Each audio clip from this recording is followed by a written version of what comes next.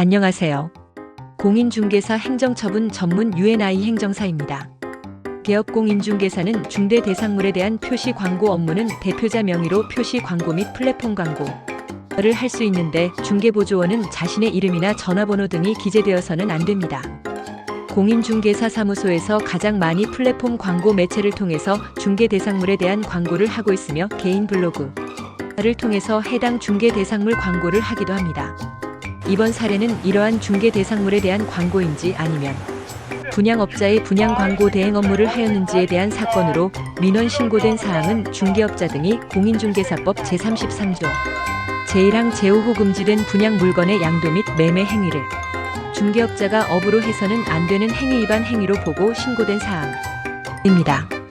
해당 법률은 관계법령에서 양도 알선 등이 금지된 부동산의 분양, 임대 등과 관련 있는 증서 등의 매매 교환 등을 중개하거나 그 매매를 업으로 하는 행위로 규정하고 있는데 사례자는 중개보조원인데 직접 건축주가 분양업자로서 해당 홍보관의 분양 광고 행위를 하였습니다.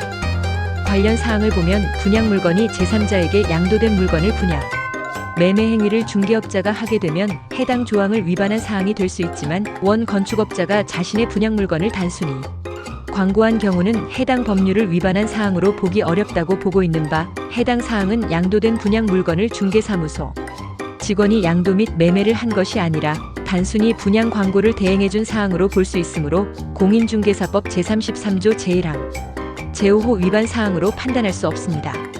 사례자는 재외동포로서 당시 중개사무소 보조원으로 등록은 되어 있었지만 분양회사 홍보관을 통해서 건축주의 부탁을 받고 광고 대행을 하였기에 중개 대상물 표시 광고 위반 사항에도 적용될 수 없다고 볼 수 있습니다.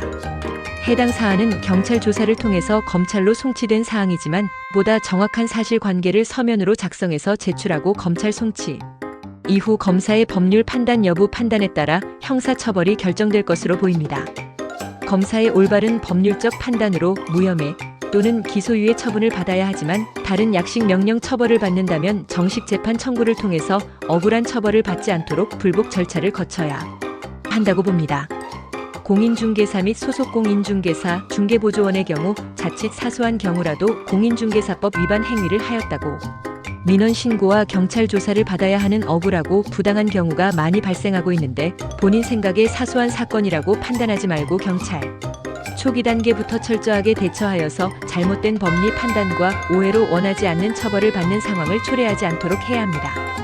UNI 행정사는 개업 공인중개사 행정처분을 전문적으로 업무하고 있습니다. 혼자서 고민하고 비전문가들의 의견을 듣고 대처할 수 있는 기회를 놓치지 않도록 전문 행정사와 상담하시고 올바른 대처를 하시기 바랍니다.